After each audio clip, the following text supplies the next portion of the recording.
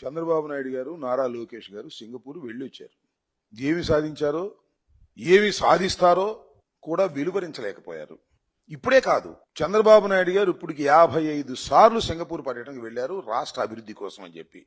ఒక్క రూపాయి లేదు ఒక్క పైసా తీసుకొచ్చి పెట్టుబడి పెట్టినటువంటి సందర్భం ఏదైనా ఉందా అంటే వెనక్కి వెళ్ళి చూసుకుని ఎక్కడ ఏమీ లేదు.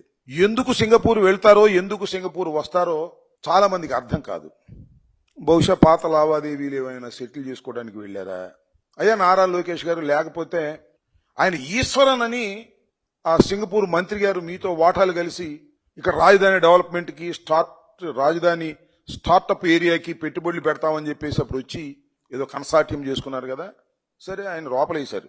అవినీతికి పాల్పడుతున్నాడని సింగపూర్ ప్రభుత్వమే ఆయన లోపలేశారు. మొన్నే విడుదలయ్యారు. ఏమన్నా ఆయన కలిసి వచ్చారా? లేకపోతే ఆ లావాదేవీలు ఏమైనా సర్దుబాటు చేసుకున్నారా? అసలు ఎందుకు వెళ్ళారు మీరు? ఏమి సాధించడానికి వెళ్ళారు? సమాధానం లేదు. అది నాకు తెలియకూడదండి. సింగపూర్ ఏమైనా భారతదేశాన్ని అభివృద్ధి చేయడానికో ఆంధ్రప్రదేశ్ని అభివృద్ధి చేయడానికో పుట్టినటువంటి దేశమా? సింగపూర్ వాళ్ళు లాభాలుంటే పెట్టుబడులు పెడతారు. ఈమెయిల్స్ పంపించారంట, ఈ ప్రభుత్వం ఉండేది కాదు, చచ్చేది కాదు, పడిపోతుంది, మీరేమీ పెట్టుబడులు పెట్టమాక అని వీళ్ళు ఈమెయిల్స్ పంపిస్తే దానివల్ల వాళ్ళు తిరస్కరించారన్నట్టుగా మాట్లాడతాడు. ఆ ఈమెయిల్ పంపించింది ఎవరయ్యా అంటే పెద్దిరెడ్డి గారి ప్రోత్సాహంతో మురళీకృష్ణ అని ఆయన పంపించాయంట. ఆయన చెప్పాడు, నారా లోకేష్ గారు. ఎవరా మురళీకృష్ణ? నిన్న నుంచి తలకాయ బాదుకుంటున్నాం మేము. ఎవరు పంపించారు ఏంటంటే ఎతికాం అన్ని చోట్ల, దొరికింది అని మన చిలకలూరుపేట ఆయన అంట. ఆయన రాయనో ఈయనో ఒకటో కాదో నారా లోకేష్ గారు చెప్పాలి. చిలకలూరుపేటకు చెందినటువంటి మురళీకృష్ణ చౌదరి గారు, ఆయన యుఎస్ లో ఉంటాడు. 100కి 100 పాళ్ళు తెలుగుదేశం అభిమాని, తెలుగుదేశం కోసం కృషి చేసినటువంటి వ్యక్తి, తెలుగుదేశం పార్టీ అధికారంలోకి రావాలని అహర్నిశలు కష్టపడ్డాడు. ఇప్పుడు మాత్రం రివర్స్ అయ్యాడు. ఎందుకయ్యాడా బాబు అంటే చిలకలూరుపేటలో ఆయన ప్రాపర్టీని కాజేయడానికి అక్కడ స్థానిక శాసనసభ్యులు ప్రయత్నం చేశాయంట. ఇంత కలలుగన్నటువంటి కూటమి ప్రభుత్వం, చంద్రబాబు నాయుడు గారి ప్రభుత్వం అధికారంలోకి వచ్చినా కూడా నాకు న్యాయం జరగకుండా నా ఆస్తులే కాజేసే పరిస్థితికి వచ్చేశారు, కబ్జా చేసే పరిస్థితికి వచ్చేశారు తెలుగుదేశం వాళ్ళు, మా వాళ్లే.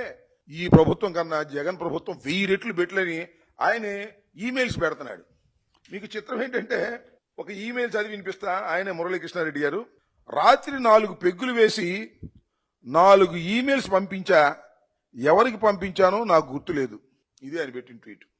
అంటే ఈ మురళీకృష్ణ చౌదరి గారు చిలకలూరుపేట ఆయన, యుఎస్ లో ఉండే ఆయన, తెలుగుదేశం పార్టీకి చెందిన ఆయన, తెలుగుదేశం పార్టీ సరిగా పరిపాలన చేయటం లేదని, తన ఆస్తులు కాజేయడానికి ప్రయత్నం చేసిందని ఆయన ఈమెయిల్స్ పెట్టారంట ఎవరికో.